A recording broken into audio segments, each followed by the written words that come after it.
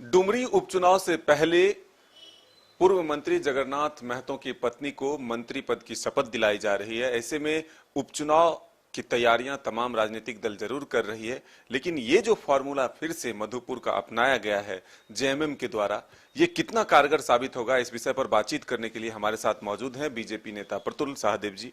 जोहार मदन जी। प्रतुल जी, ये जोहार का जवाब तो दे दिया। जोहार, ये बताइए, ये जो मॉड्यूल फिर से अपनाया गया है, इसको आप किस रूप में देखते हैं? कितना फाइट तो जो है वहां करा होने वाला है? कौन से मॉडल की बात कर रहा है? मधुपुर मॉडल, विकास का मॉडल। मधुपुर में जो इन्होंने विकास किया, मंत्री बनाने का मॉडल। देखिए, मुख्यमंत्री जी अगर कॉन्फिडेंट होते कि उन्होंने जो कुछ भी विकास किया, अगर 17.5 लाख नौकरियां दे दी और तमाम बेरोजगारों को बेरोजगारी भत्ता दे दिया हुआ, तो उन्हें ये मॉडल अपनाने की जरूरत नहीं होती। जाहिर तौर पर ये उनकी पार्टी की हड़बड़ाहट को दिखा रहा है। कहीं ना कहीं मुख्यमंत्री जी को भी पता है कि इस बार मधुपुर का चुनाव उनके लिए केक वॉक नहीं होगा, और इसलिए उन्होंने इलेक्शन डिक्लेयर होने से पहले, रिजल्ट आने से पहले मंत्री बना दिया।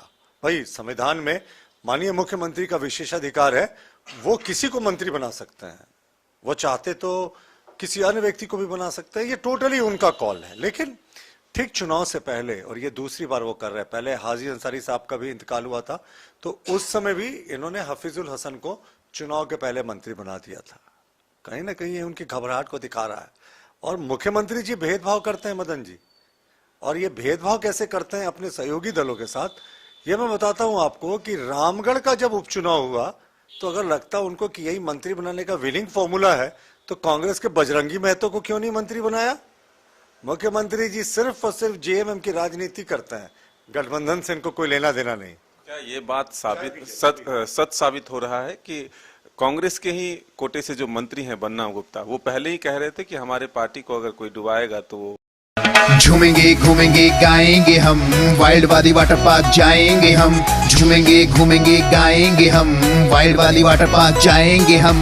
वाटर पार्क में फुल ऑन फन करेंगे, फैमिली संग वाइल्ड वादी चलेंगे। वाइल्ड वादी एंड अम्यूजमेंट वाटर पार्क एक नए अवतार में तो तैयार हो जाइए वाइल्ड वादी में अनलिमिटेड मस्ती के लिए। यहाँ लॉकर और कॉस्ट्यूम का कोई चार्ज नहीं, साथ ही 33 फीट की हाइट से मल्टी लेन और बर्ड पार्क का भी ले फुल मजा। इसमें कोई शक है क्या?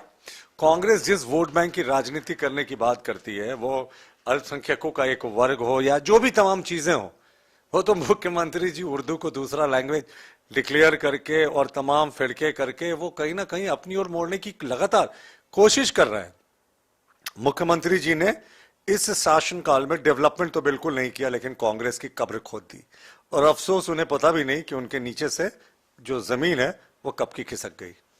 आपको ये लगता है कि ये जो 2024 के पहले, यानी कि लोकसभा और जो विधानसभा के चुनाव होने हैं, उससे पहले इसे एक सेमीफाइनल के तौर पर भी देखा जा रहा है, उस वजह से हार की डर से कि वह पहले ये रिजल्ट खराब ना हो जाए, या फिर रामगढ़ में जो हार मिली है उससे सबक लेकर के फिर से ये मॉड्यूल लाया गया है? देखिए, ये बार बार एक मिथ्या, अब चाय लीजिए ना, पता नहीं चाय से क्यों परहेज कर रहे हैं ये जी। तो मैं कह रहा था कि ये जो पहले 4 उपचुनाव इन्होंने जीते, ये बड़े कन्वीनियंटली इनके नेता जो जब भी क्लेम करते हैं कि हमने चुनाव जीता, ये इस बात का जिक्र नहीं करते हैं, ये चारों सीटें इनकी सिटिंग सीटें थी। चारों सीटें जो थी वो महागठबंधन के खाते की थी। किसी का डेथ हो गया, कोई डिस्क्वालीफाई हो गया, तो इन्होंने तो रिटेन किया, जीता कहां? अपनी पुरानी सीटों को जीता। और कहते हैं ऐसे भी ना, पहले 3 उपचुनाव जो हुए थे, तो वो तो सरकार बनने के 1.5 वर्ष के पहले ही हुए थे।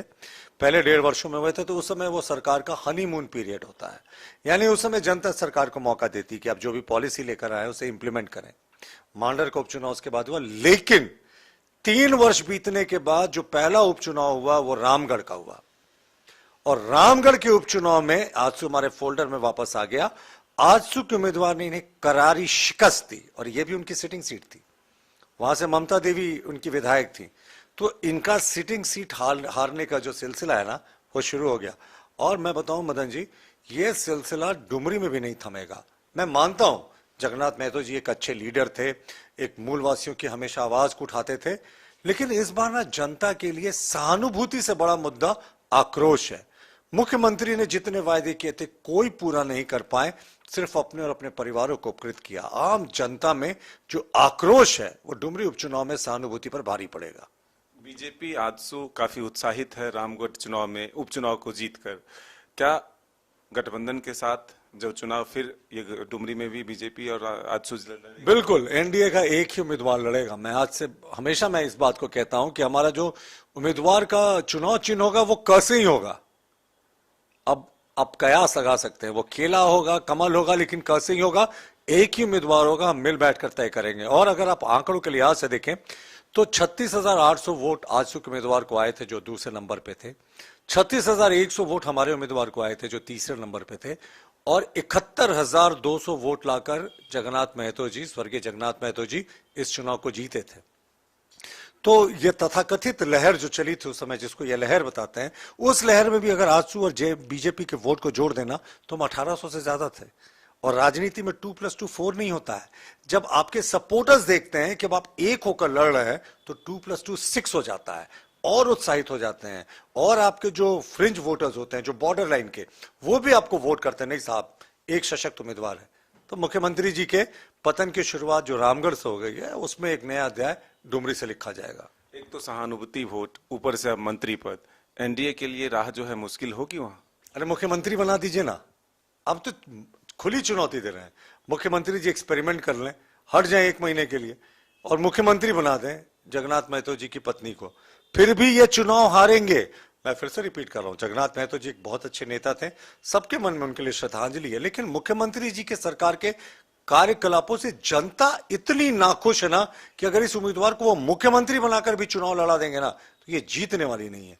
क्योंकि इनकी ये बदकिस्मती है कि मुख्यमंत्री जी के जो सरकार के वायदे इन्होंने नहीं पूरे किए मुख्यमंत्री ने, अब इसका असर इनको चुनाव में उठाना पड़ेगा।